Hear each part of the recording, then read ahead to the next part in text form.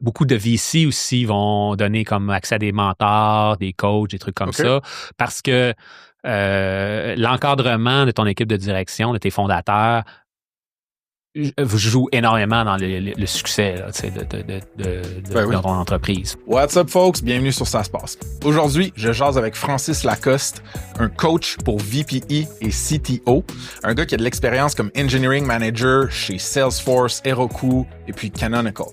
On parle de son parcours d'engineering manager, mais aussi de culture remote, de system thinking, de gérer de la tech versus des personnes, de la différence entre le coaching et le mentorat et de plus encore. C'est vraiment une belle convo. Puis Francis prend aussi le temps de m'apprendre ce que veut dire le mot boutade avec une petite histoire du Dalai Lama. Alright, on passe au show. Let's go!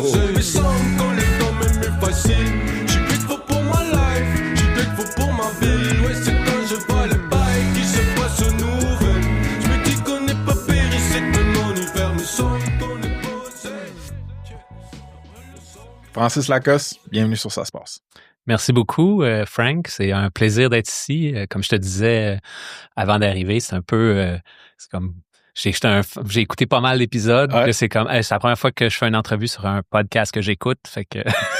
C'est méta. On aime ça, man. C'est ça qu'il faut. C'est se challenger, vivre de nouvelles expériences dans la pleine conscience, dans la présence. C'est un foreshadowing pour plus tard. All right. Francis, pour le monde qui ne te connaisse pas déjà, ton titre puis ton rôle actuellement, c'est quoi? Je suis fondateur et coach de ma boîte de VPE Coach. Je fais du coaching auprès de VPE, CTO, cofondateur technique. Puis là, pour les moldus qui écoutent, mettons, VPE, c'est Vice President Engineering. C'est ça. CTO, Chief Technological Officer. C'est ça. Fait que c'est le monde qui gère la partie et les gens techniques dans une startup, une scale-up, une compagnie de tech. Exactement. All right, c'est bon. Dresse-nous un portrait très rapide de ton background pour qu'on ait une idée de à quel genre de moineau on a affaire. Ouais. Donc, moi, j'ai commencé ma carrière comme développeur logiciel dans le logiciel libre, ce qu'on appelait avant que ça s'appelle l'open source. OK. Puis éventuellement, j'ai fait le saut dans la gestion d'équipe technique, l'engineering management.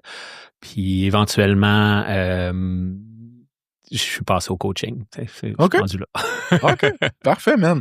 C'est quoi la première ligne de code que tu as écrite? Tu te rappelles-tu, tu étais dans quel langage ou pour quel code d'utilisation, wow, genre? Ça, c'est bon. Juste vite. Oui. En fait, c'est probablement... j'ai commencé, je prenais des livres de basic à la bibliothèque, puis j'avais fait un jeu, j'aime triper sur les livres dont vous êtes le héros. Oui, moi là, aussi. C'était comme faire un jeu d'aventure en basic, puis tu sais, comme... Fait que ça, j'en ai fait, mais vraiment la première...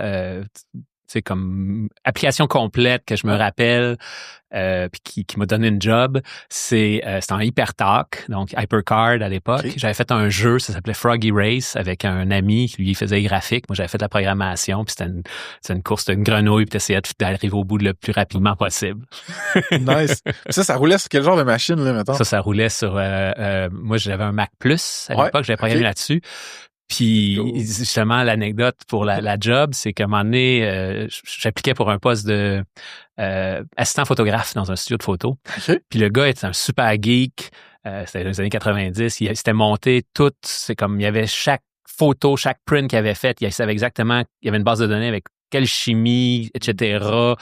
Tout était là comme un gros méga système maison. Tout monté en HyperCard. Fait que moi, j'arrive là, je m'en vais en cinéma, c'était ça mon target. Okay. Puis là, je vais apprendre la pellicule, cette affaire-là. Là, il me montre comment ça fonctionne. Puis là, il me montre son système. Je dis, c'est que vous faites en quoi? HyperCard. Je connais ça. Puis là, il dit, oui, tu connais ça? Fait que finalement, j'ai engagé pour maintenir et développer ce système-là. Puis quand j'ai montré le jeu, j'ai dit, c'est ce que j'ai fait. Puis lui, c'était comme des quadras, là, c'était des super bombes, là. Okay. Fait que là, le jeu, c'était comme, ça allait juste trop vite. Fait que c'était comme, intéressant, mais tu sais, c'était comme, il a fait 3 clics, puis il avait déjà fini parce que c'est comme, j'avais pas calibrer le timing du jeu en fonction de la capacité de la machine. Insane! C'est trop drôle. Puis HyperCard, juste pour ma connaissance personnelle, c'est quoi? C'est un langage de programmation? C'était super. C'est vraiment une affaire très innovante d'Apple à l'époque. C'était comme c'était c'était une base de données, donc un peu comme Access, si tu veux. Tu avais un éditeur graphique parce que c'était des cartes, donc tu mettais des champs, tu créais des cartes, puis là, chaque champ était, c'était comme tes données, ta base de données, mais c'était comme tu construisais le modèle de données et l'interface en même temps. Là, c'était l'idée des cartes. Puis tu avais tout un langage de scripting object en arrière qui te permettait de customiser ça. Puis tu fais, les gens, tu sais, c'est comme j'ai fait un jeu, puis lui, c'était une base de données. C'était une base de données, puis il l'avait monté multi-usager alors que c'était pas fait pour être du multi-usager. Fait que c'était comme Fait que t'es un early Mac boy quand même. Là. Oui. Quand même. Puis mettons là, les VPE ou les CTO, donc les responsables, là, les leaders de l'engineering puis de la tech dans les compagnies qui t'aident, c'est-tu mostly des Mac boy ou girls ou des PC boy ou girls? T'as beaucoup de Linux? Beaucoup de Linux. Oh, moi, j'avoue. T'as oublié l'OS favori des geeks. c'est là que tu vois que je suis pas un vrai, moi. Je suis pas un dev. Fait que s'ils sont pas sur Linux, la plupart du temps, ils vont être sur Mac. Il y en a qui sont sur Windows aussi. C'est comme... J'ai jamais fait de sondage. All right.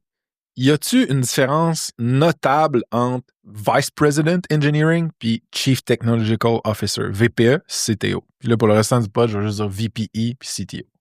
C'est bon. En théorie, oui. OK. En pratique, ça dépend vraiment du contexte.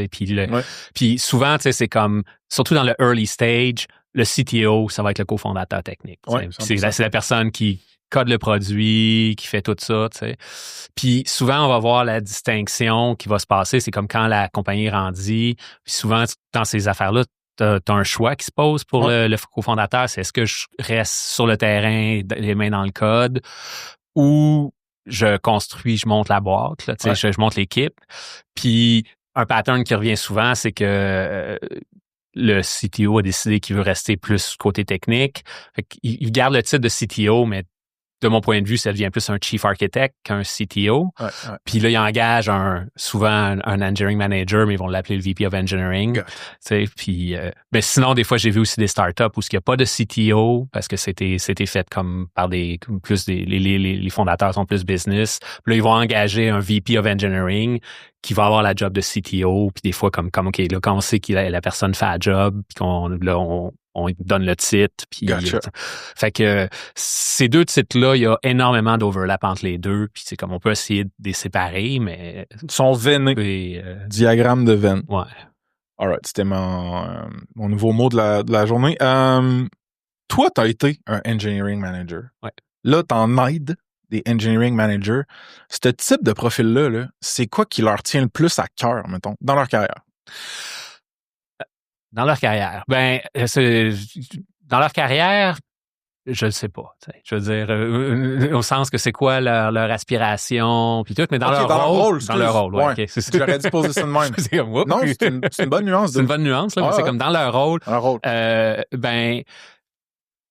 Ce qui fait un CTO, là, tu sais, puis un VP of Engineering quand ils sont vraiment le propre, c'est comme la job, c'est une job d'exécutif. Donc, c'est une job stratégique, business, puis c'est de transformer, de pouvoir atteindre les objectifs de la business avec la technologie. Donc, comment que la technologie vont être au service de la business qu'on a, là, tu sais. Puis, donc, c'est quoi qui leur tient à cœur? C'est comme, c'est quoi la business? C'est quoi nos objectifs business? De clarifier ça. Puis là, donc, c'est quoi c'est quoi le plan? Tu sais, donc, la stratégie technique, technologique, etc. Puis là, après ça, tu as tous les aspects exécution. Tu sais, c'est comme, une fois que tu as le plan, ben là, parce que souvent, surtout quand tu passes plus au niveau scale-up et après, là, c'est comme, donc, tu as plus une personne ou 4 personnes qui font le produit, là, tu sais, t'as comme une équipe, ben là, t'as toutes les dimensions de, c'est quoi c'est quoi notre efficacité au niveau, combien de temps, une métrique qui est super importante, c'est comme combien de temps, quand il y a une demande, combien de temps on est capable de livrer en production, tu sais, il y avait un livre qui m'avait beaucoup, dans le lean manufacturing, from concept to cash, là, tu sais, ça, c'était ça sonne bien, en plus, je l'avais jamais entendu, ça. Nice. From concept. Donc, c'est très cool. De l'idée à, OK, c'est en production, puis on bill, là, c'est comme... C'est comme un peu un turnaround time. C'est ça. En fait, c'est le lead time, le nom de la métrique, là, qui est associé. Lead? Lead time. Lead, c'est un moment où quelqu'un veux quelque chose, puis le moment que c'est livré. Malade. Souvent, la plupart du temps, les gens vont utiliser le cycle time. Ça, c'est du moment où tu commences à travailler dessus jusqu'à temps que ça soit livré. Parce que ça, souvent, au niveau ingénierie, souvent, tu peux optimiser ça, mais au niveau business, optimiser cycle time, c'est correct, mais ce que tu veux, c'est vraiment lead. T'sais. Puis le lead, des fois, il y a un product manager ou quelqu'un qui a eu une idée, puis la site est dans un backlog pendant 3 mois. T'sais. Fait que là, ton lead time, il est pas très bon. Je comprends. Même si tu es capable de livrer une fois que les devs le pognent, l'idée est livrée en 2 jours, on a un cycle time de 2 jours, on est super bon, mais regarde le lead time, puis non. En tout cas. Fait que ça, c'est toute une dimension, puis là, tu as d'autres choses qui est comme le moral de l'équipe, puis là, tu as toutes les dimensions aussi super importantes de qualité, reliability, genre ça pète dessus en production, les tests sont clean, combien de bugs qu'on trouve en solution, escape defects, ce genre d'affaires-là. Là, ça, c'est... Puis, alright, fait que ça me donne une idée, mettons, des considérations plus techniques et stratégiques que ce monde-là, ils ont au day-to-day dans leur business. Mais mettons qu'on check leur profil plus psychographique, psychologique, je sais pas comment le dire. Ils ont-tu des traits de personnalité, les gens qui se placent dans ce rôle-là ou qui se trouvent dans ce rôle-là, souvent similaires? Genre, c'est-tu comme... Sont-ils tous, genre, vraiment geeks puis un peu... spectré, mettons? Pas nécessairement. On sait que le spectre est surreprésenté en technologie. Là, c'est un super pouvoir. Là, mais fait que j'imagine ça. Je pourrais pas te dire dans le leadership, mais sauf que moi, mettons que les gens que je travaille, il y a justement un pattern. C'est comme c'est un pattern, c'est comme très ingénierie. Là, donc problem solving, tout est un problème qu'on peut régler. Système. Ben, pas nécessairement système. Okay. Des meilleurs, oui, là, mais souvent, des fois, c'est comme penser en système, ça, c'est un step-up, là. Okay. C'est une affaire qui a beaucoup qui est pas, c'est pas donné à tous ces leaders, là. Puis ben, même aux ingénieurs, aux devs, c'est pas tous les devs qui ont en fait, system thinking, c'est très marginal en général, je te dirais, là. On dirait que je sais même pas si j'ai ça, moi, je suis pas sûr. Toi, tu penses-tu que t'as ça? Moi, c'est une lentille que j'ai appris à développer très rapidement. Là, on fait une mini tangente là-dessus, d'autres parce que ça m'intéresse, mais mettons, comment qu'on décrirait du system thinking à quelqu'un juste de moldu, là, qui est pas nécessairement dans notre space, là? Ben, le system thinking, c'est comme si tu as une vision holistique de l'organisation, Ouais. Donc, par exemple, tu sais, puis c'était comme une de mes mentors qui expliquait souvent, c'est comme la performance d'un individu. Tu sais. Ouais. Ben, nous, la version comme comment les moldus pensent ça, ben s'il est pas performant, c'est parce qu'il est pas bon. Tu sais. Ça, c'est pas system thinking. Le system thinking, c'est quoi toutes les conditions dans l'entreprise parce que on a surtout en grande entreprise, beaucoup de gens ont fait cette expérience-là. T'engages quelqu'un, une star, tu sais, comme qui a excellé à d'autres places, là, il s'en vient, puis ça marche pas, tu sais. Puis là, c'est comme si, finalement, on s'est trompé, mais, tu sais, c'est comme, ma mentor appelait ça le law of crappy system, tu sais. C'est-à-dire que t'as beau prendre les meilleurs, si t'es mis dans un environnement qui est comme toxique ou, c'est comme dysfonctionnel, ils vont produire de la merde, tu sais. Parce que là, Francis, dans ma tête, je me dis, system thinking, moi, ma définition que j'aurais donnée, c'est le début, comme tu as dit, genre, c'est d'avoir une réflexion puis une perspective holistique de l'environnement dans lequel des joueurs ou des produits vont s'accomplir puis interagir. Puis, fait que ça, je suis 100% d'accord avec toi, fait que c'est comme d'être capable de zoom out puis macro voir les différentes influences, mais c'est aussi l'interdépendance ou les dépendances. Oui, les cycles de feedback, puis ces affaires-là. Ouais. Entre les différentes composantes de ce système-là. Puis on dirait que dans ma tête, je me dis, je sais pas combien de fois j'ai entendu genre les devs chez Snipcart dire genre ah ouais, man, ça c'est parce qu'on a une feedback loop ou genre la dépendance à tel autre lib puis tout ça. Fait qu'on dirait que je me serais dit, comme noob, qui est pas dev, ah ben toutes les devs ont genre un system thinking, sinon genre sont pas ils ont capables. Un system thinking s'ils ont une bonne expérience au niveau du système informatique. De l'architecture informatique okay, du produit. C'est bon.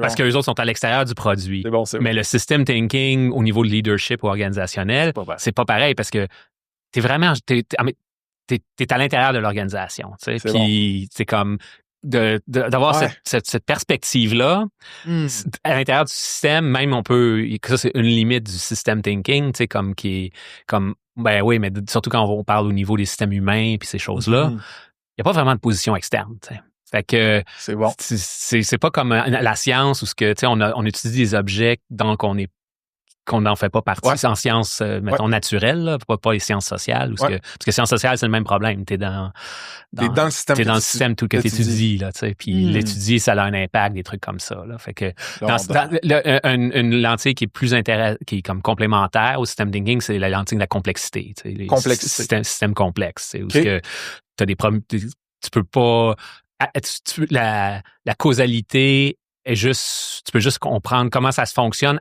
rétrospectivement. Tu peux pas faire une prédiction parce que c'est émergent, tu sais. Ouais.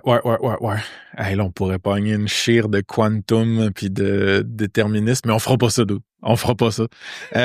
Moi, j'ai une question au niveau de leur vibe à ce monde-là, le monde qui t'accompagne, les engineering managers que tu as rencontrés en général. C'est-tu des gens, ça varie-tu, genre, le niveau de chaleur qu'ils ont? Sont-ils chaleureux? Ça va dépendre beaucoup de la personnalité. Mais pour revenir à la question de la personnalité, fait que, tu sais, comme très technique, problem solving, puis souvent aussi justement c'est comme une limite. Puis ça, je travaille beaucoup avec les clients parce que s'ils ont ce profil-là, c'est tous les aspects comme un peu plus relationnels, humains, c'est pas, tu sais, c'est comme souvent sont plus à l'aise à puis ça, quand tu deviens manager, mettons engineering manager ou leader, t'es comme t'engages du monde dans ta boîte. C'est comme, je trouve ça difficile de dealer avec les gens. Tu sais, c'est comme, l'humain, c'est pas précis, tu sais, c'est pas comme mes tests rouge ou noir, tu sais, c'est comme. Fair enough, man. Écoute, toi, t'as eu un parcours assez impressionnant aussi. T'as eu des rôles dans des compagnies mythiques, là, carrément, là, dans le monde des SaaS, en tout cas. On va commencer à parler un petit peu de Heroku, où tu as eu un passage pendant... 7 ans. 7 ans? OK. Bon, ben, explique-moi Heroku comme si j'avais 12 ans et demi puis que je savais pas coder. Je sais pas encore coder, en fait. C'est pas pourquoi j'utilise cet exemple. Ben, tu sais c'est quoi un SaaS? Oui, monsieur. Puis tout le monde ici sait c'est quoi un SaaS. Tout le monde sait c'est quoi un SaaS. Ça, c'est good. Ouais. Ben, fait qu'un SaaS, c'est comme c'est une application qui sert à quelque chose. Ouais. Puis ça, c'est le fun. Tu as fait ton application, elle roule sur ton laptop, tu sais. Ouais. Mais là, tu veux que les gens puissent l'utiliser. Fait que là, ça te faut que tu le mettes sur le cloud. Là, c'est là que tu as toute l'infrastructure. Faut que tu trouves, dans le temps, peut-être des serveurs, tu loues un serveur ou avec le cloud, tu trouves un compte AWS, etc., etc. Heroku, c'était comme un des premiers, ce qu'on appelait PaaS, Platform as a Service. Fait que c'est comme, j'ai puis les premiers, quand ils ont commencé, c'était Ruby on Rails, c'était ça le target qui était comme super utilisé pour les SaaS. Fait que j'ai mon application en Ruby. Puis je suis dans Git, là, tu sais, c'est comme mon version control. Puis là, dans Git, tu pouvais avoir une destination comme un autre repo où ce que tu faisais ton commit, ça c'était chez Heroku. Fait que là, tu committais en fait, tu push, là, Git push, c'est la commande. Ça le mettait chez Heroku, puis là, il était disponible. Là, tu avais un GUI pour c'est comme voir comment l'application avait, c'est quoi tes logs, puis tes métriques, puis tu t'as un flash shell, t'as besoin, là, c'est comme on répond pas à la demande, t'avais un slider, puis là, oups, soudainement, t'avais ta capacité que t'avais besoin, puis c'était là, maintenant, il y en a plein des affaires comme ça, mais même encore aujourd'hui, c'est comme Heroku, le focus qu'il y avait sur le developer experience qui était comme juste insane. Ben, parle-moi un peu de ça. Fait que ma question, c'est, mettons, tu sais, souvent, là, t'as un nouveau joueur qui disrupte ou qui innove dans une verticale ou une niche. Il va s'attaquer à des incumbents ou à des problèmes, à des solutions alternatives, excuse-moi. Puis dire, ça, c'est vieux, c'est trop gros, c'est trop lent, c'est trop whatever.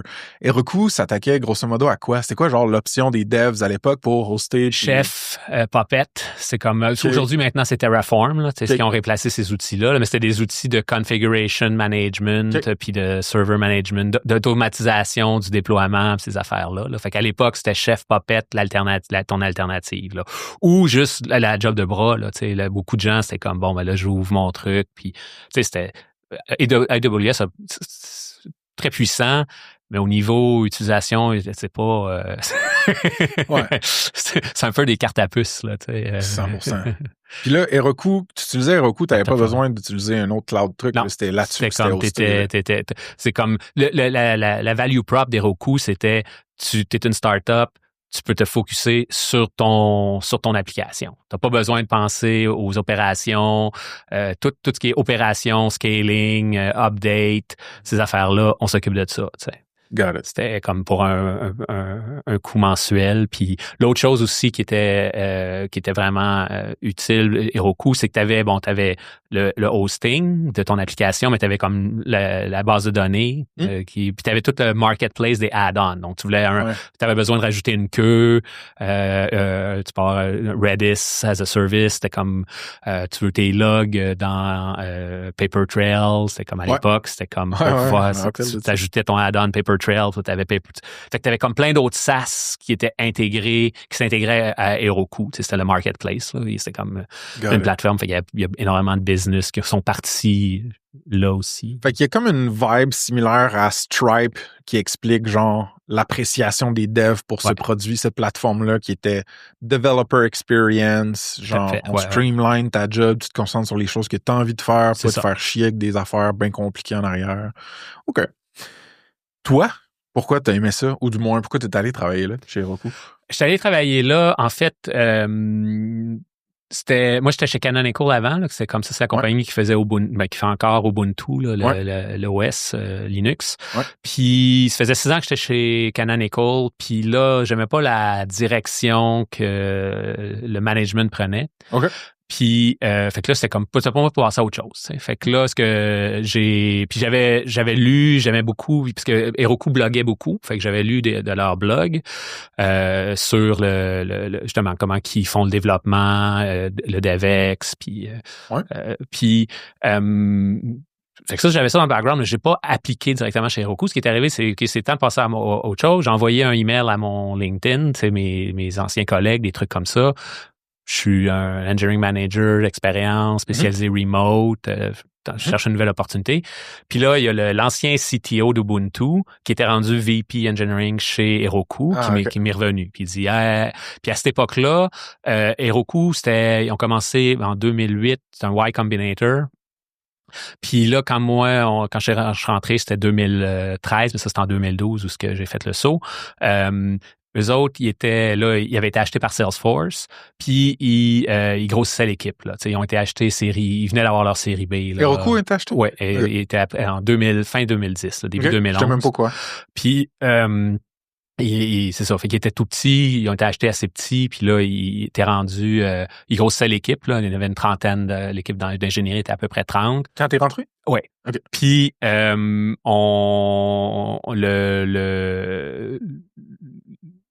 comme c'était YC, au début, c'était comme vraiment in office San Francisco, mais là, il y allait plus remote. T'sais. Puis fait que là, moi, je suis rentré là finalement pour aider à grandir l'équipe remote puis la culture remote. T'étais-tu dans les premiers employés Heroku qui étaient remote ou il y en avait une couple déjà? Non, il y en avait une couple déjà. Ouais. Puis l'équipe que j'étais, moi, était comme complètement remote. Il y avait personne dans le bureau. T'es-tu allé un peu au bureau? Oui, on allait. Ben, ça, c'est la clé, là. C'est comme, tu sais, parce que maintenant, le remote, tout le monde connaît ça à cause de la COVID, là. Tout le monde est devenu remote. Mais avant 2020, là, c'est comme les gens qui travaillaient remote. Une des clés pour travailler remote, c'est que tu te rencontres en personne. 100%. Oh, ouais. Fait que on avait, quand il n'y avait pas de travel free chez Salesforce, on se voyait entre 4 fois par année ou 2 fois par année. Puis bon, des fois il y avait des travel frees. Puis là, ben ça fuckait nos plans. All right, folks, un petit shout-out à Unicorn, partenaire certifié, ça se passe. C'est une firme d'experts en info nuagique, AWS, Amazon Web Services, qui ont les talents et les processus pour migrer, scaler, optimiser les infrastructures cloud pour les startups et les SaaS. Il n'y a pas de jargon inutile dans leur affaire, pas de solution démesurée, juste une team de passionnés dev puis cloud qui peuvent vraiment vous conseiller, vous sauver des bidous, puis même construire du produit avec vous. Check them out sur saspace.com/partenaire avec un S. Il y a une solide entrevue avec le founder Éric Pinet. OK? De retour au pod. On couvrira pas tout le chapitre Heroku, parce que c'est quand même 7 ans plus, mais je veux un low light, donc un moment peut-être un peu plus tough, puis un highlight, un moment vraiment cool qui t'ont marqué de cette bout-là. Ben, le highlight, je veux dire, c'était la culture. Il y avait vraiment, c'était comme des gens, bon, tout le monde dit ça tout le temps, là. Les gens, c'est ce qui fait Ouais. C'est vrai, c'est comme Ben quand tu es dans une bonne place parce que les gens sont hot, là. Fait que là, c'était hot, tu sais. C'est comme, t'avais du monde que, des développeurs Ruby. En fait, on avait formellement on staff le fondateur de Ruby, là, qui était sur le payroll. Très cool. Puis, mais c'était comme, puis il y avait juste un care au niveau du produit, de l'équipe, d'essayer de faire les choses bien. Tu sais, c'était comme, t'avais vraiment, tu sais, c'est comme pas de shortcut. C'est comme, faut que t'as une barre de qualité au niveau, tu sais, comme de la culture et du produit qui était là, tu sais. Ça, c'était... En plus, quand tes users, tes clients, c'est des développeurs, sont critiques. Ah oui, tu connais ça, toi. Ben oui. Ils sont critiques, ils trouvent les bugs, ils trouvent les failles, ils trouvent les edge cases, ils te comparent à d'autres affaires, ils sont hyper informés. Fait que, tu sais, c'est pas comme, je sais pas, le mom and pop shop que tu leur installes un software puis ça change leur vie puis ils emmagasinent pas 10 autres, là, tu sais. Fait que, ouais. C'était important d'avoir une barre de qualité. Je sais pas si on avait la même barre chez Snip, mais elle était pas pire. Fait que ça, c'était un highlight. Ouais. Un low light. Le highlight aussi, dans le highlight, c'est que cette culture-là, ça m'a permis, moi, de grandir avec au niveau des opportunités puis aussi de l'intérêt. Parce qu'il y avait comme, OK, on fait du remote, mais on fait du remote humain. Okay. C'était vraiment hot. Puis le low light, je dirais, c'est plus vers la fin. Puis là, c'est comme où c'est que je me suis rendu compte du gouffre qui existait entre Heroku puis Salesforce. Explique-moi. Puis là, ça c'est comme plus... moi, j'ai eu cette réalisation-là 2018. Là, puis là, 2017-2019, Heroku... On avait une super croissance avec les clients de Salesforce. On était rendu, on avait un enterprise, on avait réalisé un enterprise product, puis c'est comme ça marchait. On avait atteint de 100 millions de run rate, puis c'est comme, on était hot. Mais 100 millions, là, cette année-là où Heroku faisait 100 millions, Salesforce faisait 10 milliards ou peut-être 20, je me souviens plus exactement, là, mais c'est comme, tu sais, fait que super croissante, bravo les boys, mais tu sais, you're a footnote, là, tu sais, c'est comme c'est sur le balance sheet, là, tu sais. Ouais. Puis, tu sais, nous, on avait cette mentalité-là. C'est comme, Heroku, ça a été une acquisition spéciale parce que, tu sais, comme tu savais pas que ça avait été acquis par Salesforce, etc. Au niveau du branding, ces affaires-là, puis on a été comme un peu laissé sur le, tu sais, autonome au début, puis ce qui est bon. Mais à un moment donné, c'était comme, tu sais, c'était comme, en fait, on va le dire, on se pétait la grosse tête. Puis, tu sais, comme pour les gens chez Heroku, c'est comme Heroku avait acquis Salesforce. Là, tu sais, c'est comme, c'était ça le mindset. Là, tu sais, fait qu'on était tellement meilleurs qu'eux. Nous autres, on poussait, le produit, on faisait des changements comme plusieurs fois par jour. Eux autres, ils ont 3 releases par année, puis ils se disent agile. Ils font du Java. Nous, on a du Go, du Ruby, du Erlang. Tu sais, on est vraiment, tu sais, puis, tu sais, comme aussi au niveau public, tu sais, c'est comme, bon, tout le monde tripe sur Salesforce. Sauf les devs. Pour les devs, Salesforce, c'était comme l'affaire qui haïssait le plus, tu sais. Heroku, l'affaire qui aimait le plus. Fait que tu sais, il y avait comme... Fait qu'il y avait toutes ces affaires-là. Puis ça faisait que il y avait vraiment un us and them entre Salesforce et Heroku, tu sais. Puis là, ce qui arrivait, c'est que les ressources étaient comme contraintes, tu sais, parce que là, regarde, vous demandez genre une croissance de 20% dans le personnel pour ces projets, c'est bien beau, mais... c'est pas une priorité, là, tu sais. Puis là, c'était comme, c'est quoi la mission? Puis après avoir réussi l'enterprise product, puis cette affaire-là, c'est quoi la nouvelle vision? C'est quoi le next step après? Tu sais, comment on peut être aussi innovant qu'on l'a été avec le premier produit, le multistack, la sécurité, les private space, tu sais. C'était comme, il y avait comme une recherche de c'est quoi notre orientation. Puis là, c'était comme, regardez, là, on l'est, là, c'est comme, on ignore Salesforce, là, mais il est là, c'est comme, il y a pas de futur d'Heroku si on n'est pas, en essayant de faire notre propre affaire, là, c'est comme, faut s'arrimer, faut faire des ponts, etc. Là. Fait que ça, le lowlight, c'était ça, ce clivage-là qui existait entre Heroku puis le reste de Salesforce. Ça a été très, très difficile. Puis c'est comme, à un moment donné, c'est comme, là, il y a eu des intégrations, des réorganisations, tu sais, c'est comme, là, vous êtes plus si indépendant que ça, là, c'est comme, à un moment donné, la force de vente a été éliminée, c'est tout intégré. Puis là, tout le monde qui se réveillait, là, qui avait l'impression de tomber des nues, mais regarde, c'est comme... C'était plus notre compagnie depuis longtemps. Depuis longtemps. Tu sais. Puis, est-ce que c'est à travers l'acquisition ou le remplissage de ce gouffre-là entre Heroku et Salesforce que toi, tu as commencé à entendre parler de coaching? Parce que j'ai comme l'impression qu'à un moment donné, il a dû arriver un coach dans ta vie ou quelque chose où tu as vu des coachs d'engineering. C'est-tu à cette époque-là ou pas nécessairement? Ce qui est arrivé, c'est j'ai découvert le coaching chez Heroku. Okay. C'est, je faisais 2 ans, 2015. Il y a une réorganisation. Moi, j'étais directeur. J'avais comme plusieurs équipes. Puis là, réorganisation, je me ramasse avec une seule équipe. OK. Qui était pas un défi pour moi. Mais il y avait un gars sur l'équipe qui voulait devenir engineering manager. Mm-hmm. Fait que là, j'ai fait comme cool. Il roulait déjà toutes les cérémonies, ces affaires-là. J'ai fait cool, continue. M'a mentoré, coaché. Je savais pas vraiment la différence à l'époque. Puis moi, je vais travailler plus stratégique. Là, ça me laisse du temps. Puis là, on avait énormément de first-time engineering manager chez Heroku. Fait que c'est là que j'ai comme, avec l'appui de mon boss, j'ai fait « Hey, regarde, c'est ça ma stratégie pour gérer cette équipe-là. On va groomer le lead qui veut devenir manager. » Ça fait que j'ai beaucoup de temps. Je pourrais offrir ça à l'interne pour... Puis là, c'est comme ça, à peu près un mois que j'avais 7 personnes que je coachais. Fait que là, j'ai fait, OK, ben, j'aime ça. Ben, j'aime ça, puis je vais m'intéresser à la question. Fait que j'ai commencé à lire des livres sur le coaching, puis des affaires comme ça. T'as mentionné de quoi sur lequel je stick un peu, fait que je vais faire un mini détour dedans. T'as dit coaching, mentorat. À l'époque, je savais pas la différence. Ouais. C'est quoi la différence?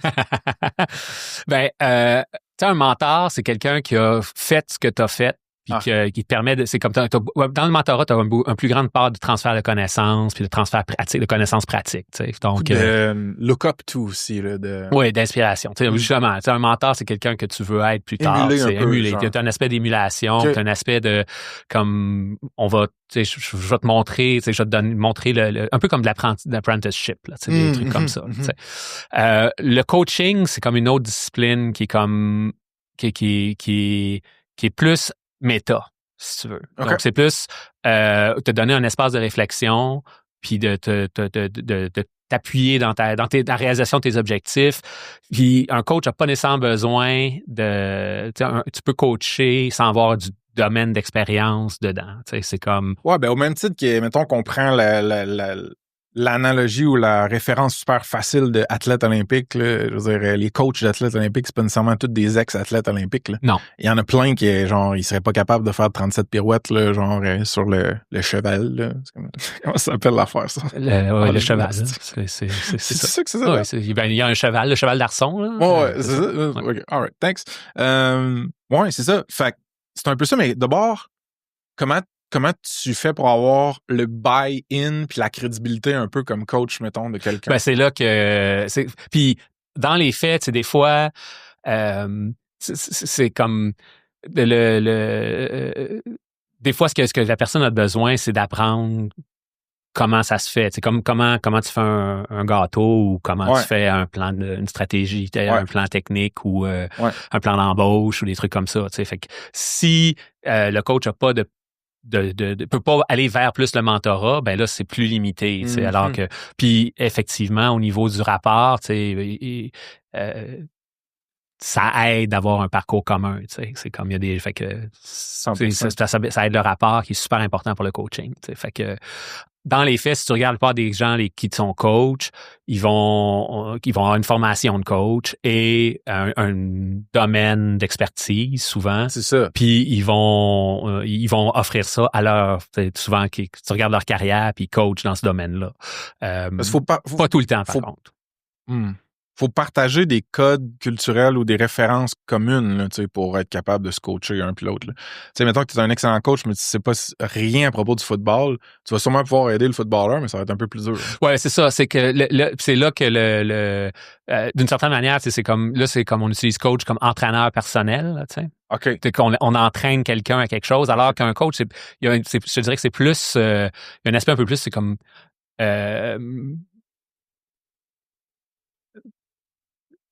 c'est comme qui est comme qui est déconnecté du domaine d'expertise. C'est comme parce que des fois c'est comme OK, tu penses que le problème c'est que tu sais pas comment donner du feedback, tu sais.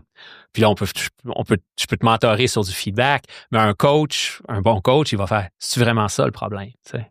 Mm-hmm. Puis là, finalement, c'est pas que tu sais pas comment, mais c'est plus comme t'as des réticences, t'as des biais culturels qui fait que je peux pas donner de feedback ou tous ces aspects-là, ça, c'est comme, tu sais, comme en dessous, ça, c'est ça que le coach ramène à la surface puis rend conscient, tu sais. OK. Fait que, tu sais, d'une certaine manière, je dirais que ça ressemble un peu plus à de la thérapie. Ben, c'est ça, j'allais dire. C'est ça.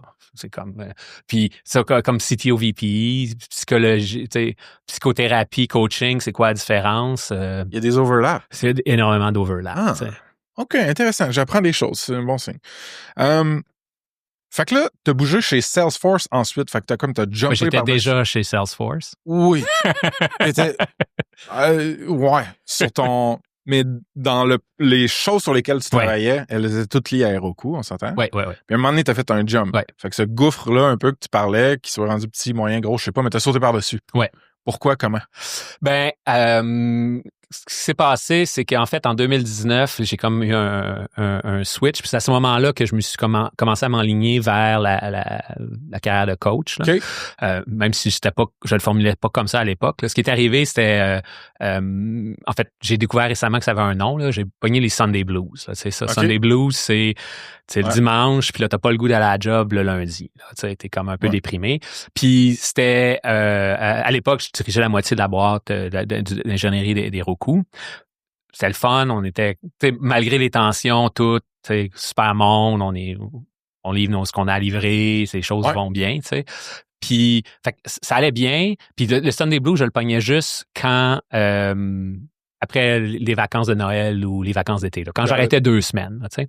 Puis là, j'étais dans un programme de formation, puis ce qui demandait de l'introspection. Puis là, j'ai fait, OK, c'est quoi cette affaire-là? Pourquoi, comme quand j'arrête, vraiment, je me sentais déconnecté par rapport à ça. Là, je me suis rendu compte que la job de VP of Engineering, l'idée des gros départements, monter des équipes, c'était plus ça qui me nourrissait. Là. Ce que j'aimais vraiment, c'était justement le coaching, travailler sur la culture, ce genre d'affaires-là.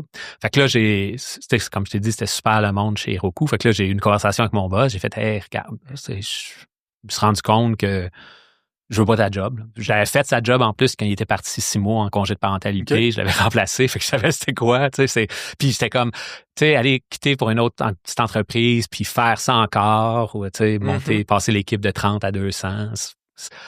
C'est pas ça que je veux faire. Moi, ce que je veux faire, c'est plus ça. Puis, éventuellement, je vais quitter, je vais devenir consultant. Là, okay. Mais t'étais clear là-dessus. Oui, j'étais assez clair. Mais j'ai dit freak pas, là, je démissionne pas. Là, je peux faire ça encore 1 an. Là, j'aime ça. Là, mais s'il y a un rôle plus aligné vers ça à l'interne, j'adorerais continuer à travailler pour Heroku. T'sais. Fait que là, ils sont virés de bord, ils ont créé un rôle Chief of Staff pour moi. Puis là, j'ai fait ça 6 mois, puis là, je travaillais au niveau justement avec toute l'équipe de leadership sur des mandats culturels, des trucs comme ça. Ça a duré 6 mois parce qu'après 6 mois, il y a eu une grosse réorganisation, intégration beaucoup plus d'Heroku puis Salesforce. Fait que j'ai à ce moment-là, toute l'équipe d'exécutifs des Heroku ont comme démissionné, sont toutes partis. Ils voyaient, ça leur tentait plus de continuer. T'sais. Fait que là, puis ce qui est arrivé à ce moment, dans cette réorganisation-là, je connaissais le EVP qui s'occupait de plateformes dans lesquelles Heroku, ça c'est Salesforce Platform, là, c'est tout ce que les devs utilisent puis qu'ils n'aiment pas. Là. Donc, c'était qui chapeautait Heroku. Il a comme pris mon poste de Chief of Staff puis il a dit, OK, ben, ce que tu faisais pour Heroku, j'aimerais ça que tu le fasses pour plateforme. T'sais. Fait que là, je faisais des programmes travailler pour améliorer la culture d'ingénierie à travers plateforme. Puis ça, c'est arrivé en 2 mois avant COVID. Fait que c'est ça. Fait que mon poste pendant les 3 dernières années, je travaillais au niveau de plateforme, puis j'ai aidé au niveau du virage remote de Salesforce, parce qu'une fois que la COVID est rentrée, tu sais, c'est comme soudainement intérêt pour le remote work puis tout. Heroku, nous autres, on avait énormément d'expérience là-dedans. Fait que c'était le fun. J'avais comme une influence à ce niveau-là. Nice. Fait que c'est ça. Fait que c'est ça que j'ai comme fait dans les trois dernières années sur Salesforce. Les 2 premières, c'était le fun. La dernière, là, j'ai repogné les Sunday Blues. Là. C'est comme t'avais le retour du bâton sur le remote, puis la culture. Il y avait un changement qui s'opérait, là, puis je commençais à penser à mon prochain move. Est-ce qu'il y a quelque chose que tu as appris chez Salesforce, mettons, qui te suit à ce jour? Que ce soit perso ou professionnel? Oui. Ben, il y a 2 choses. Oui, 2 choses. La première, ben, c'est Salesforce, c'est vraiment une entreprise qui m'a montré que c'était possible de leader avec des valeurs.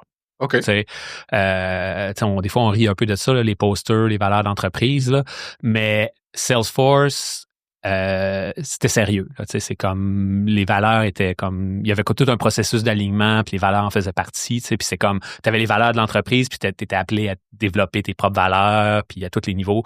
Il y avait pas mal je ne referais pas ce processus-là, là, mais l'intention était bonne. Puis ce qui était plus important, c'est que les valeurs il était utilisé dans des prises de décision. C'était sérieux. Là, fait que ça, puis tu sais, c'est énorme, le Salesforce. Là, comme quand je suis parti, il était 80 000. Là. C'est un exemple d'une valeur? Ben, les 3 valeurs de Salesforce, à l'origine, c'était trust. Puis ça, c'était relié au fait qu'on est un SaaS, puis si nos clients ne nous trustent pas, il n'y a pas de business. Fait que trust is our number one value. Là, tu l'entendais 10 fois par semaine. Okay. Tu sais, quelqu'un, puis c'est comme ce qui fait que, OK, on a des problèmes de reliability, this is trust related, on change nos priorités, c'est ça qu'il faut régler, tu sais. Sécurité, tu sais, c'est comme... Je trouve ça malade que les valeurs jouent un rôle fort puis présent dans la prise de décision puis les prios de même. Ouais. C'est un bel exemple, j'aurais pas cru. Okay. Le deuxième, c'était customer success. Fait que là, c'était comme tout ce qu'on fait, c'est pour le succès de nos customers, là, tu sais. Puis c'était ça, ça fait partie du spiel de Salesforce, à Dreamforce, la grosse conférence, t'as tout le temps les trailblazers là, qui sont là. Ça, c'est comme les clients qui tu sais, une compagnie qui a Salesforce, puis là, t'as comme un admin qui apprend à Salesforce, puis là, qui transforme l'entreprise parce qu'il automatise des processus, il utilise cette affaire-là. Ça devient un ambassadeur à l'interne. Fait que là, c'est un client, là.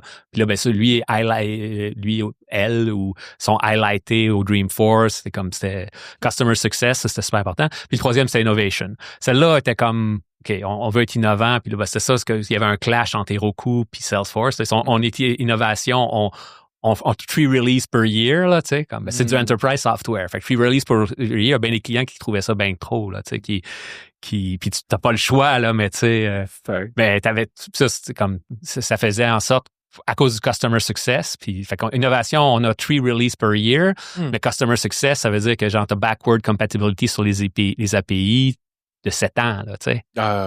Parce que tu veux pas briser ton client. Fait que ils ont rajouté, ça c'était les 3 initiales, puis ils ont rajouté égalité à un moment donné, ça c'était equality, une grosse initiative au niveau interne, ces affaires-là. Puis en 2020, ils ont rajouté sustainability. Puis à chaque fois qu'ils rajoutaient une de ces valeurs-là, tu sais, c'était comme une grosse affaire. C'était pas juste un nouveau poster. Non. Puis bon, on peut aussi faire la critique tous les moments où il y avait tu sais, c'est pas parfait, il y a plein de moments où trust pas vraiment ou machin, c'est ça, tu sais, mais sauf que c'était l'objet de discussion, puis tu sais, t'avais justement à l'interne, les gens pouvaient utiliser les valeurs pour dire hey, critiquer les décisions, des trucs comme ça. Très cool. Puis une des 2 affaires que tu as retenues de Salesforce, c'était ça. Y a-t-il d'autres choses? Ben, l'autre, c'est plus sa vision du fondateur, là, Benioff, qui est Capitalism for a Force for Good, là, qui est comme quand même un peu quétaine, mais en même temps que j'apprécie parce que c'est vrai, là, tu sais, je veux dire, c'est Andreessen, Software Eats the World, là, fait que, tu sais, à un moment donné, autant de faire en sorte que ça soit aligné puis pour avoir un impact positif, là, tu sais. Puis Salesforce, là, ça a changé dans les dernières années, mais longtemps, il était très militant. C'est comme quand il y a eu la question des toilettes transgenres aux États-Unis. Il avait pris position, puis il était comme, backer leurs clients, puis c'était comme, c'est comme, puis c'était ça, quand j'ai fait mon 3 ans là, au niveau plateforme, au niveau de la culture, c'était tough, là, parce que c'est énorme. C'est comme, comme on fait du remote, puis t'as des working groups avec 60 personnes à travers la compagnie. C'est vraiment pas du monde qui ont toute la même vision, puis des affaires comme ça. Mais ce qui me rattachait, c'était comme... Parce que Salesforce est très militant au niveau de ses clients aussi. Comme l'idée des valeurs, ben ils vont vendre l'idée de donner leurs valeurs aux clients. Puis c'est comme donc la philosophie Salesforce était exportée aussi dans l'industrie. Puis là, j'étais comme tout ce que je peux faire à l'interne pour avoir une meilleure culture, un peu plus d'humanité dans les processus, ces affaires-là.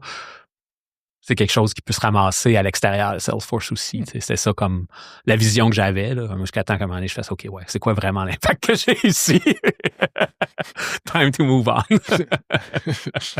Ben d'ailleurs, genre offline, tu m'en as parlé un petit peu, mais tu m'as dit que genre chez Salesforce, t'as comme réalisé là, que c'était une grosse business à un moment donné, genre. Oui.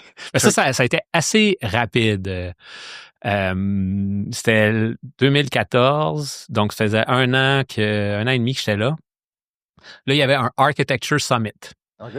Fait que ça, c'était comme tous les architectes à travers de Salesforce qui se ramassent. C'était comme un peu un Boondocks. Là. Je sais pas si tu connais l'expression. Là. Non, je connais juste The Boondocks, le cartoon. Ben, je pense que je suis même pas sûr que c'est la bonne expression, là, mais c'est finalement quand tu as un company offsite qui est comme vraiment un peu trop over the top. Okay, là, okay. Fait que là, c'était comme c'est pas Palm Springs, c'était Scottsdale en Arizona. Okay. Débile, là, tu arrives là, puis c'est comme t'es dans le désert, puis t'as des terrains de golf, puis des fontaines, puis t'es comme des fontaines. Des fontaines. Ah ouais, dans le désert, nice. Ouais, tu sais. Fait que gros resort, puis là c'est comme on était là, puis là on était comme je sais pas, peut-être 5, 6 des Roku, là, tu sais. Ouais. Puis c'est comme on était là pour participer à la vision d'architecture, software. C'était comme juste R&D, là, cette affaire-là. Ouais. C'était pas business. Là, c'était, puis là, il y avait comme 200 architectes. Et fait que là, j'étais comme, il y a plus de monde ici qu'il y a de monde chez Heroku. Puis ça, c'est tout juste des architectes. Là, c'est comme... Puis nous, on n'avait pas d'architecte. Il n'y a personne qui avait le titre architecte chez Heroku. Là. Fait qu'on se faisait regarder de haut. Mon boss, qui était le VP of Engineering, il n'avait pas le titre de Vice President. Il était Head of Engineering. Fait que c'était comme... Le scale. Le scale, c'est comme il y a plus de monde ici que chez Heroku, là, puis ça, c'est tout, c'est comme... J'ai vraiment freaké, là. Oui, puis c'est des titres qu'on n'a pas. Puis c'est comme, j'ai vraiment, à ce moment-là, j'ai pogné un mur, c'est comme, OK, là, je suis dans une grande entreprise, j'ai-tu vraiment, tu sais, parce que on était dans notre bulle Heroku, nous autres, on voyait pas ça, là, tu sais. Là, j'étais comme, c'est-tu ça que je veux, tu sais. Puis là, je me suis rappelé, c'était drôle, chez Canonical, j'avais eu ça aussi après un an, là, tu sais, comme, je suis sûr de vouloir être dans cette game-là, puis tu sais, c'est comme... Puis là, j'étais comme, OK, je sais que si je quitte, je vais juste me ramasser à la même place. Ça, c'est comme un mur qu'il faut que je passe au travers, là, tu sais, c'est comme... Je vais apprendre de cette expérience-là, comme ça, je le sais, je vais le savoir, je vais l'essayer pour de vrai, tu sais, puis... C'est comme, si je m'en vais, c'est pas parce que je suis pas capable ou, tu sais, j'ai peur, c'est parce que finalement, c'est pas fait pour moi, là, tu sais, fait que, ouais, tu sais, j'ai resté 7 ans, là, puis 10 ans, si on compte la partie Salesforce, là, fait que... C'est intéressant, là. Dans le désert, t'as mis ça dans le désert? C'est sec en tabarouette. C'est sec en tabarouette. pour quelqu'un qui est habitué à l'humidité de Montréal, on sent un petit peu comme un petit raisin. Là, on serait plus à sec, mais je t'ai rempli ton verre d'eau, mon homme. Sweet. OK, on va bouger aux défis que tu vois dans les startups ou scale-up tech qui grandissent. Ouais. D'un point de vue VPE puis CTO, quel genre de défi technologique ou de R&D tu vois le plus qu'on pourrait labeler growing pains, fait que des douleurs de croissance d'un point de vue technologique que tu vois le plus souvent? Ouais, ben c'est toutes c'est en fait, je te dirais que toutes les growing pains sont le chemin de la maturité. Ouais. C'est comme t'es une startup, puis là ben tu pousses du code, puis tu break things, ship fast and break things. Ouais. C'est cool. surtout quand t'as pas ton product market fit. Mais là, comme tu commences à avoir des gens qui dépendent de ton produit, ces affaires-là, ben là, c'est toutes les questions de processus de qualité. Là, c'est comme comment qu'on fait pour pouvoir shipper fast without breaking. Ouais, c'est ça. Fait que c'est donc qualité, reliability, ces affaires-là. Puis l'automatisation de ces processus-là. Puis là, après ça, t'as comme ça, c'est comme au niveau technique, là, c'est comme monter en charge, l'affaire scale, monter en charge. En français, c'est ça? Oui, monter en charge. Je pensais que c'est genre monter à l'échelle ou mise à l'échelle. Pause au QLS. Non, on s'en crisse.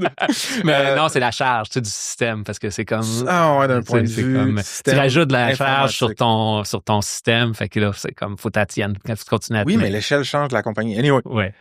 Puis sinon, au niveau plus organisationnel, ben là, tu as tous les aspects qui sont liés à scaler la culture. T'sais. Parce que, tu sais, comme t'es 10. Tout le monde peut être dans la même pièce ou tu sais. Tout le monde est aligné. Tout le monde est aligné. Facile de s'aligner, conversation. Là, t'es rendu 30. Puis là, je te parle 30 devs, là, mettons. Là, tu sais. Donc, ta compagnie est plus probablement proche de 60. Là, mais là, tu as tous les processus HR. Tu sais, c'est comme là, OK, ben c'est quoi mes perspectives de carrière? Comment on évalue le personnel, les évaluations, ces affaires-là qui sont comme de la maturité de ton organisationnel. Là, tu sais, comme qui